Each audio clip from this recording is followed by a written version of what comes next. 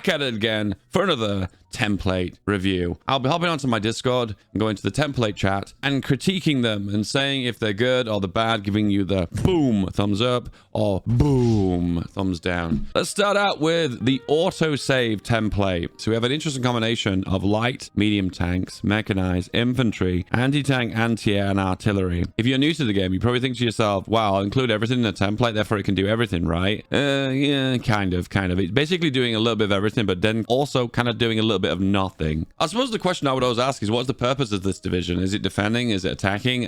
For the most part, I actually don't know. This is what I would call chaos, or maybe it's true neutral. I don't know. It's kind of a bit of both, I guess. The only excuse I can give this is if this started out as an infantry attacking template with just these and infantry battalions, and then as time's gone on, he's added tanks on to add armor, and then he's migrating his infantry templates into mechanized. I will forgive that. However, once again, it does just a little bit too much of everything. Once again, if you're playing single player, you're not really going to benefit too much from anti-tank. So for the most part, you don't really need the hard attack and the piercing. And you can probably do that with the tank division anyway. Everything else, when it comes down to the left-hand side, is kind of okay. Once again, if it's attacking template, engineers are less preferable. Might be better off with maybe a little bit of support artillery or anti-air, for instance. I love the fact that it's got a decent amount of anti-air, which is nice. Field hospital is kind of optional, but if you're looking to preserve manpower, it's worth it. Once again, guys, this is a template. If it's the final design, it's terrible. However, if this is a transitional design, moving your infantry into mobile infantry, I will forgive this. But for the most part, I'm going to give this one a thumbs down. And here we have an armored template with a tiny little bit of mechanized on there. Mechanized is great because it adds hardness, it adds extra defense, and a little tiny bit of armor. It's just slightly better on basically all the stats for motorized, so you can't argue with that, right? Medium flamer, I approve of that. Maintenance is always good just to preserve the equipment of the template. Light tank recon doesn't really benefit that much at the most part, so I'm not a big fan of that overall. Signals are pretty weak at the moment, but I think people in multiplayer still use them, so it's worth it. Engineers, not so much. For the most part, it's not bad, it's not great, it's just okay. Overall, though, the armor is quite low. I'm taking a guess this is probably a 1936 template, but then it's not, because it's got a flame, which is 1939. And signals, you kind of get them in at least 1936 if you rush them, but 1937 is realistic. For the most part, I'm going to give this one a thumbs down. And the reason why is this amount of armor this tank division has is just too low for 1938, 1939. And this is the tank that goes with it. We're going for a slightly more expensive howitzer, 3-man turrets, good. Radio 2, extra turret, extra machine gun, and maintenance to reduce the price. I always recommend this. Reducing the price is always worth it, and it gives extra reliability, so you can't complain. Riveted is good to make it cheap, and also trying to keep it nice and cheap with the gasoline. Armor of 30. For the most part, I like the fact he's focused on speed, and I also like the fact he's working on armor. Do you know what? I can't give this a thumbs up or a thumbs down. It's just kind of middle of the road. He's not really focusing on one particular stat. He's kind of like going kind of broad in all different areas. I suppose the only thing this division lacks is kind of a little bit of hardness and a little bit of piercing. But does it really matter? Not really. For the most part, this is an attacking infantry template in a single player game, so it works. We have a new tank boyo, extra ammunition, and a big fat piercing turret, high velocity turret. Also focusing on speed, riveted to make it cheap. Also big engine, not so much on the armor. Be aware, guys, radio increases the amount of breakthrough, and it also increases the amount of defense. Now, tanks don't have a lot of defense, so for the most part, you can kind of ignore that unless you're specifically making a defense tank. So sometimes you have to ask yourself your question, if you're not prioritizing a tank for defense and you're not prioritizing it for breakthrough, what's the point in the radio? In this instance, I feel like everything is great here, apart from the radio. I personally replaced the radio here with a turret. So this one instance, I like that he's keeping it cheap. I like he's focusing on speed. I like that he's focusing on the hard attack and the piercing to counter enemy tanks. However, I don't think he takes advantage much of the radio, because I don't think an extra 65%, I believe, to breakthrough overall is actually worth it based on the original stats of this tank. Maybe it's for the best for me to give this one a thumbs down. No, for the most part, this one is the thumbs up. It's really, really good. The only one change is the radio. Hey, here we go again. So once again, focusing on armor, which is good. Riveted is also pretty good. Gone for the speed too. Reliability is pretty decent too. I like the fact he's gone for 8 kilometers per hour. If you want a nice fast tank, that is worth it. Once again, you know my opinion on speed for tanks. I personally prefer a firepower tank over more an offensive movement tank, just because the way supply and fuel works in Hoi 4. Once again, we've got extra turrets here. We have a land battleship. Can't complain with that. Lots of soft attack. This is going to work very well in single player. The only downside, once again, is the Radio 3. Is it really taking advantage of the breakthrough? Are we losing like maybe 5 or 10 breakthrough by removing this Mark III radio? I don't know. For the most part, it is still pretty good though. I approve. We have the massive 42 width. He has gone for a meta combat width, and I really love he's added on some anti-air with this. 16 anti-air is a little bit on the low end. We could probably improve that. The armor is fantastic. 56.9. Medium flame for the maximum terrain bonuses. Light recon is questionable. Engineer is kind of questionable. Logistics is definitely essential, and it's nice he's gone for the maintenance. The only real change I would make for this, if you want to add more firepower, you could probably replace the engineer or the light recon, because there are some other better ways of getting more stats on this division as a whole. This division is awesome. Next up, we have a armored division. Oh, and it's a chunky boy. 44 width with a fantastic organization of 46. That's amazing. Anything above 40 organization for a tank division is spectacular. The minimum you ever want to go is about 30, because it will not be fighting for very long. So then what's kind of the point if it's not fighting as long as possible and squeezing all of those stats into the front line? This boyo will get into the front line really, really quickly and start doing damage. It makes me want to test out signal companies in the latest version to see how effective they are with these big divisions. Because remember, this is a 44 width. Only 2 of these can get on the front line. So if you think about it, for what you're paying for the signal companies, it's only helping you reinforce one division into the front line, or maybe another one if this division doesn't succeed and ends up getting kicked out because it loses all of its org. So it makes me question sometimes how effective a signal company is in this style of division. The hardness is about 65-70%. Once again, there aren't many divisions that can hurt this division. This division needs to be defeated by another 40-45 width. For the most part, this division is fantastic. Big thumbs up from me. Oh, here we go, boys. The trusty combat width graph. This was created probably over a year ago when they updated the combat width meta, and this shows the most optimal combat width. So you can kind of see that we're getting most optimal on 10 width, 15 width. Then there's a bit of a fall off in the center, but 27 is pretty decent. Also 33, I believe, is decent. And then as you go to the very end, the weakest is 38, and then the most optimal on the high end is 42 and 44. Hence the reason why most people see 42 and 44 widths. There has been lots of changes to the game since then, but however, the combat width for the most part hasn't changed. So just be aware there might be new metas out there that might say this is not as accurate as it used to be, but this takes into account all terrain widths overall. So this isn't like an average of a certain area of the world, like Europe, for instance, or an average of a certain terrain type. This is all terrain types across the entirety of the world, and this is the graph that you come up with. We have a plane. So 3 quad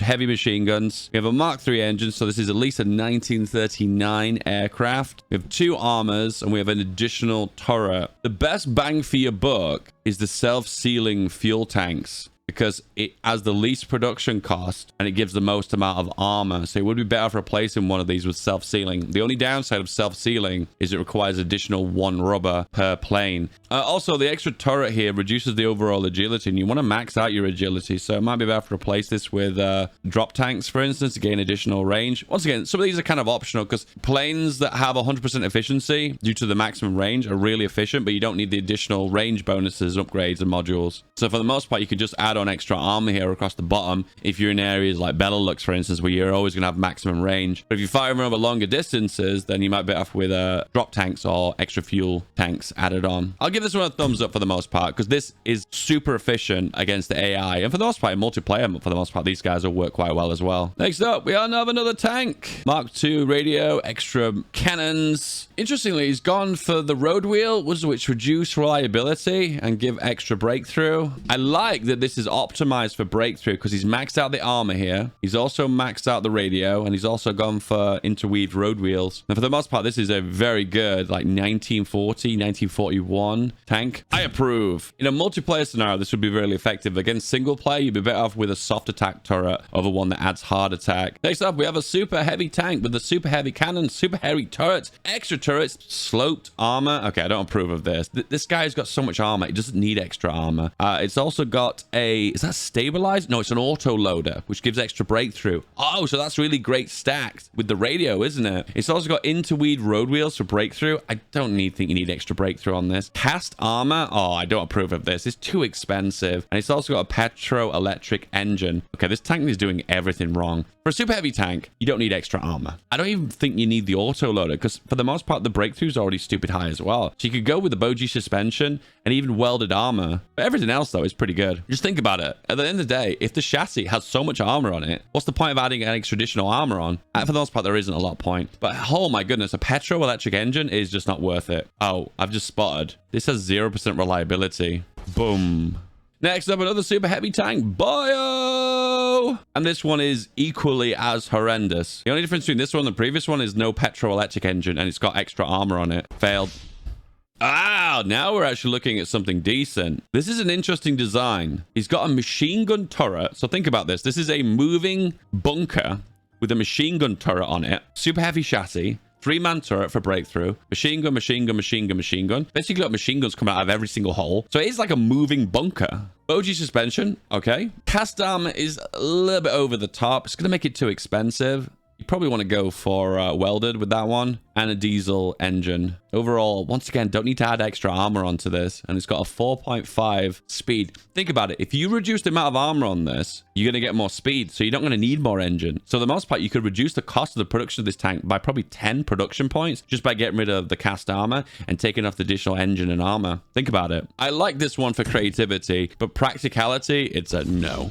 So we have a medium machine gun tank with 3 mana, loads of machine guns. So it's ended up with decent speed and decent armor, and the production cost isn't that bad. The only downside of this division is that it just can't fight tanks very well. There's no hard attack and there's no piercing, but the soft attack is okay. For a tank that you get in like 1942, 1943, because it's an advanced medium chassis, it's kind of rubbish that it doesn't have the capabilities of fighting other tanks. But hey, if you want to make an AI tank that's going to maximize your armor potential and breakthrough potential, hey, this one is pretty decent. It is a bit of a one-trick pony because I realize the breakthrough is not that great either. It is simply an armor. It's basically adding armor onto an infantry division to make it a super marine, which you can't complain about that. The armor bonus is pretty sweet. Hey, I like this. Creativity, 10 out of 10. Oh my goodness, a Panzer 3B. Basic medium turret, 3 mana, radio, extra turret, extra machine gun, wet ammunition storage, Boji, riveted, gasoline. Once again, it's another one that does a little bit of everything. I like the fact it's got good breakthrough and good armor, and the reliability is good. Hey, this is a jack of all trades. For the start of the game, for a basic medium chassis, 1938, hey, this is pretty decent. If you wanted to cut costs, you could replace the cannon with something else. And for the most part, with that, you're going to have more reliability, so you can get rid of the wet ammunition storage. And sometimes it's questionable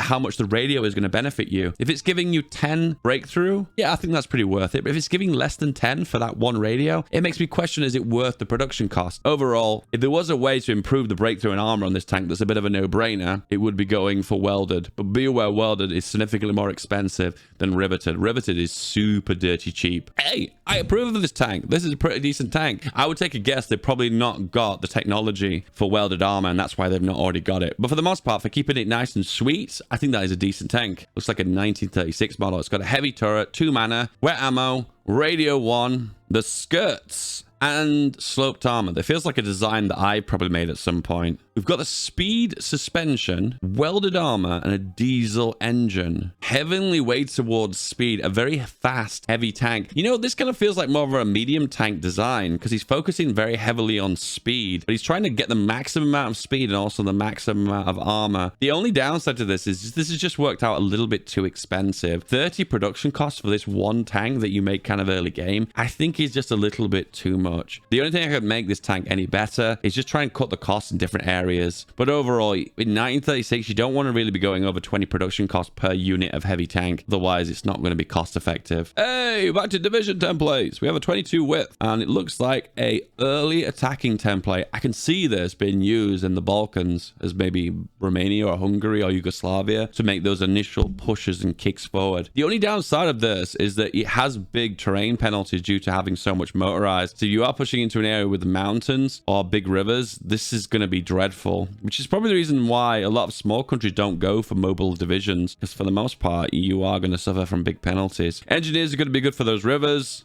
Soft attack is decent. And also, we've got a motorized recon, which adds extra speed. Wow, he's really gone for speed. 12 kilometers per hour. This is a speedy boy. The only downside of this division is if it doesn't initially make the breakthrough, it's kind of useless. Hey, listen, creativity, 10 out of 10.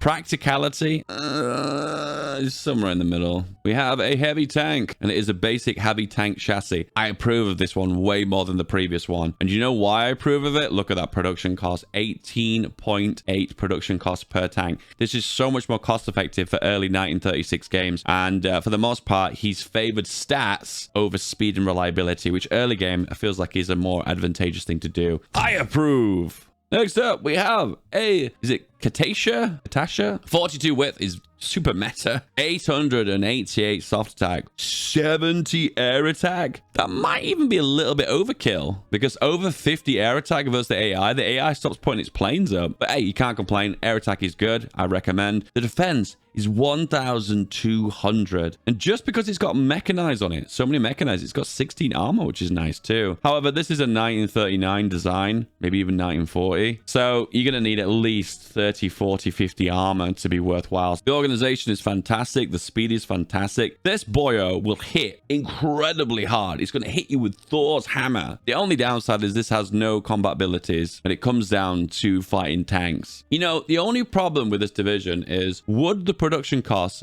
of this template be better if it was a tank? Because you'd get all of these stats, but then to top it off as well, you'd also gain like 50, 60, 70 armor. Listen, for meme value and roleplay, hey, this is a win-win situation. But surprisingly and shockingly, even though this division is made incredibly well with really great stats, I'm going to give it a thumbs down, because my honest personal preference here is this production cost of 6,000 to 6,000 is going to be better off put into a tank division. Hey, we have another medium, 1936 medium with a high velocity because it's got high piercing.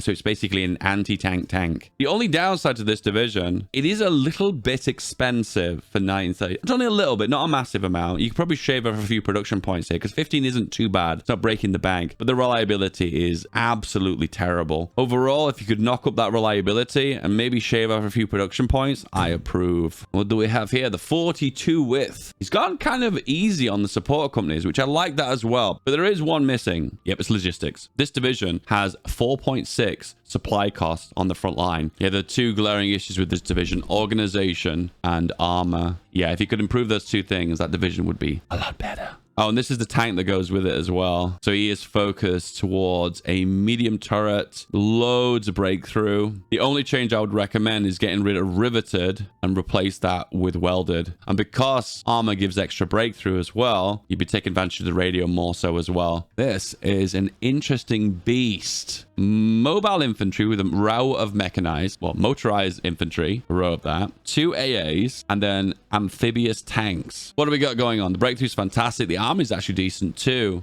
Good mix between soft and hard attack. The org is slightly on the low end. I would prefer at least 40 org. The only part of this division that makes me scratch my head and think, what's going on here, is this light tank recon. Once again, don't feel the need to fill out all the slots, boys. I don't think it's going to be required. But for the most part, this is pretty spicy. Oh, I love this division. Creativity, 10 out of 10. And I would actually use it. What's kind of interesting is made a variant here with an amphibious chassis. So this is a fully amphibious tank. It's using the amphibious chassis that you get with the research, where this one is a medium amphibious tank. Basically, he's used a medium chassis and he's added the amphibious module onto it to make it amphibious. For the most part, you're kind of better off using a medium chassis because you get better stats. Do you know what? I've never actually compared like for like. Oh, maybe I should. Next up, this is the amphibious tank. He's using the amphibious chassis. So riveted armor, we've gone for the medium improved cannon, 2-man, radio, extra turrets. Hey, overall, the stats are pretty good. The only improvement I could see here is the armor. So maybe go for welded or maybe added on side skirts. But overall, it's packing lots of firepower with actually, for the most part, for an amphibious tank, the production cost isn't too bad at 15.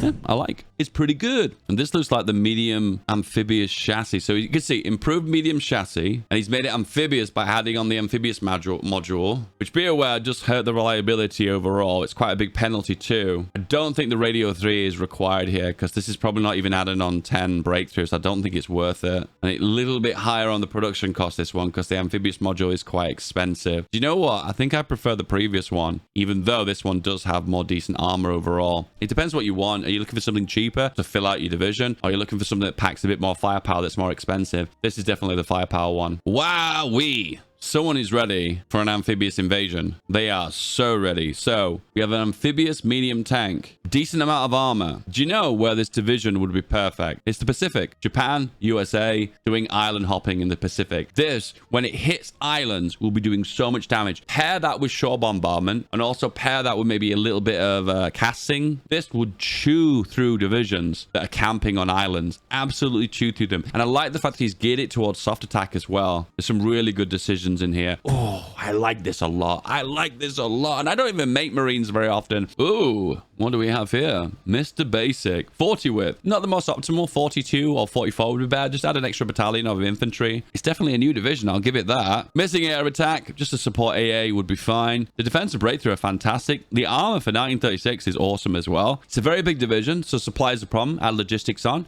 One extra AA because it's got no air defense. Add an AA on. For the most part, that's most divisions I work with in game. Do I approve of that? Hell yeah. 24 combat width is okay. Artillery, anti-air, and engineers. This is your frontline division. This basically holds the front. I can see this in a Barbarossa situation as Germany or the Soviet Union holding that big fat front line, digging in deep, and having some support for artillery to fight infantry, as well as anti-air to do a tiny bit of piercing and a tiny bit of air attack to stop those cast strikes. Hey, I approve of this. Boom. We have a 32 combat width division. If you are going for a big combat width, I wouldn't recommend 32 because 32 is incredibly not optimal. However, the stats are fantastic. Soft, hard, air attack, defense, breakthrough are all amazing. If this is 1936 with 30 armor, I approve. It really works. If this is a building block to work towards 42, 44 combat width, oh, I approve of this. I can see myself making this as a Germany game, invading Poland with it, and then when I invade France, I'm going to have enough extra motorized as well as armor to add out this division, bulk out. If you get 3 of these at 42, 44 combat width, I'll be doing some crazy damage.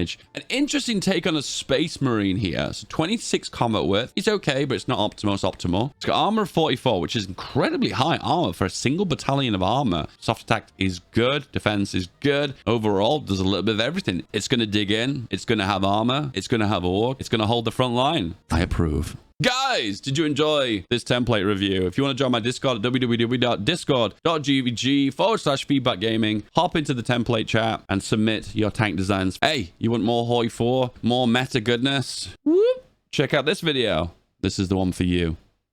Click.